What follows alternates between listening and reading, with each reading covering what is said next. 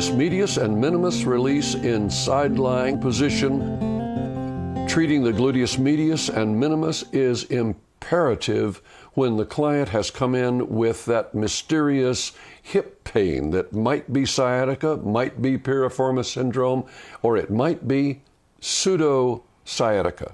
I'd like to show you how to take some slack out of a very tight set of hip rotators. We can reach the gluteal muscles with forearm or with a closed fist, and at the same time reach and pick up the foot. On many people, not everyone, it can give us that extra bit of leverage in reaching the gluteal muscles.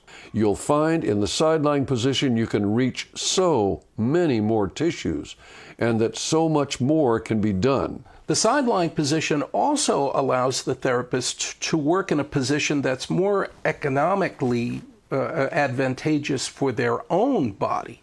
Exactly. Because if they're trying to reach tissues that are on the side of the body and they've been leaning over and bending over and getting in very unusual positions to get the work done, then they're going to find it extremely advantageous and convenient to have that entire side of the body available to them to get work done that they have not been able to do before.